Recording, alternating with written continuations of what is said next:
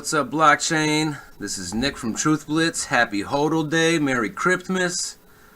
I know it is not Christmas yet. However, I'm not sure I'm going to be able to make a video in the next day or so because of Christmas Eve. We got a lot of family stuff going on, so I really don't know how much I'm going to be home to make videos. I know I'm not going to be home, so I'll try to get one or two in, but we will see. So let's take a quick look at the market cap. After yesterday's violent pullback, we are back up just about $100 billion. So closing back in on the $600 billion mark. Bitcoin at the moment is $15,065. Bitcoin dominance is 43.7%. So I was just talking to Crypto Blood, and he thinks that this is not over. We may see a head and shoulders pattern, and this may go back down. But I know for the moment, right now, what we're seeing is good news.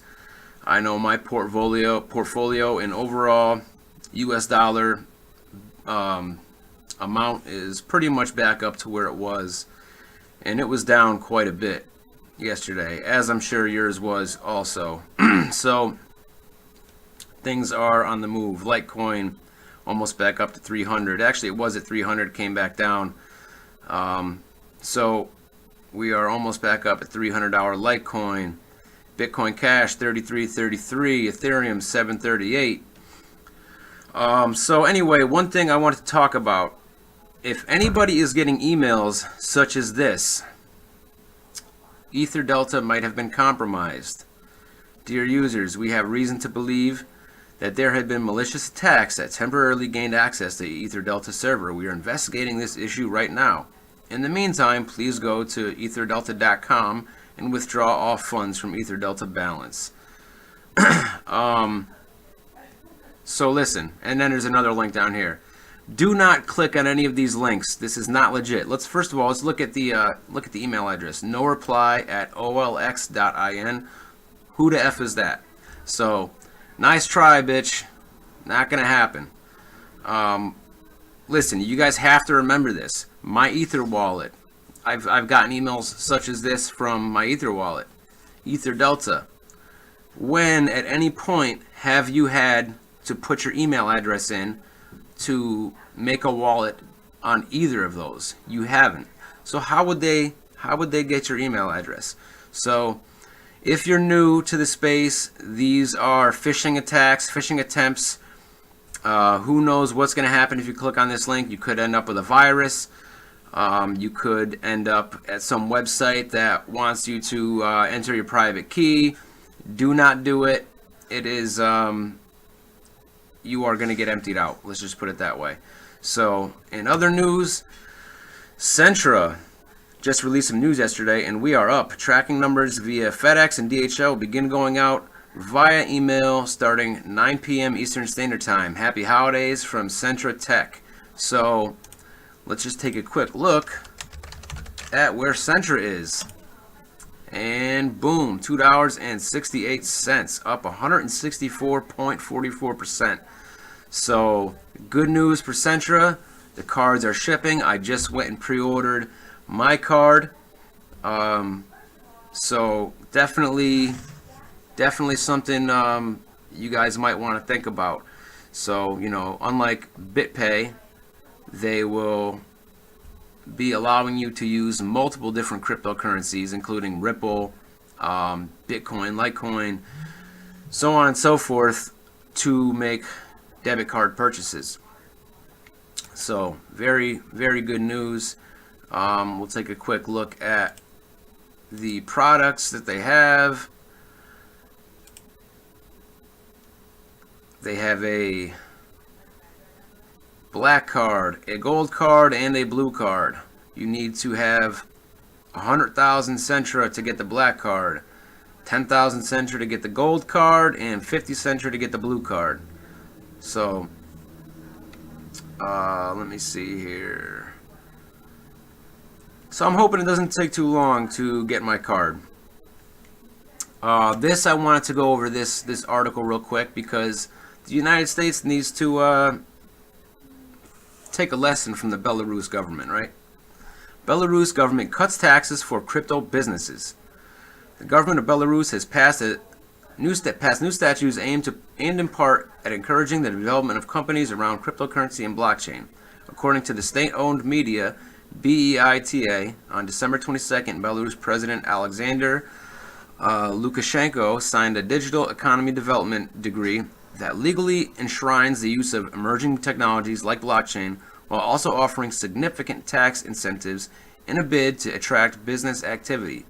The decree, as summarized by a local IT firm that advocated for the legislation, boosts development of the country's high-tech park, a special economic zone the government wants to serve as a hub for tech and financial startups.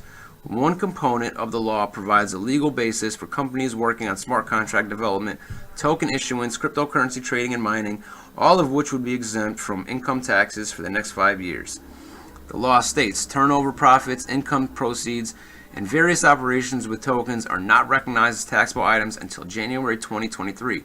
As reported in July, the country's central bank had already been considering avenues for domestic banks to incorporate blockchain as part of a transaction guarantee system.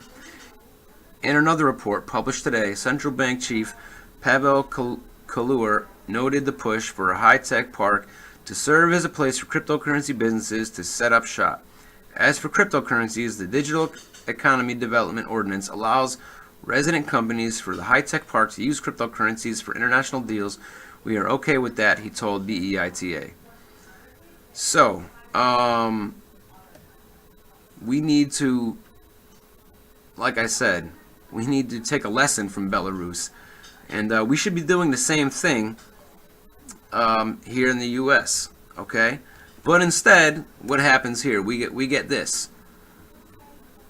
SEC Munchie orders a recipe for securities violations. So I'm not going to read this whole article, but basically what this goes over is how they are broadening the definition of what is going to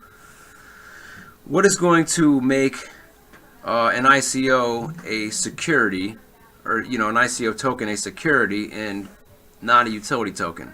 So basically what's going to happen is a lot more tokens, it looks like, are going to be deemed securities, and therefore in violation of the SEC. Or so this is how it seems anyway, by me just kind of glancing over this. Like I said, I'm not going to read this, but just breezing over it, that's how it looks. I will link it in the description so you guys can see for yourself. But we need to be making it easier for companies to operate within the U.S. Using blockchain technology, right? That's how I feel. Now, I understand we need to try to protect from scams because there are scammers out there. I mean, let's take a quick look on CoinMarketCap. 1,377 different coins and tokens listed. Okay, so obviously all of those aren't going to be legit. Okay, that's just the way it is.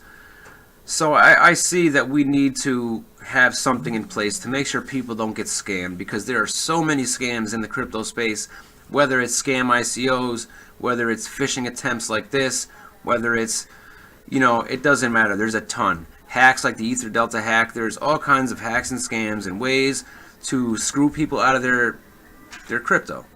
So yes, there should be something in place, but the United States wants to make it harder for startups to exist. Okay. Anyway, guys, let me know what you think in the description. Please like and subscribe. Hit the bell so you get notifications when I make a new video. Follow me on Twitter at TruthBlitzMedia. Happy holidays, Merry Christmas, and I'll see you in the next video.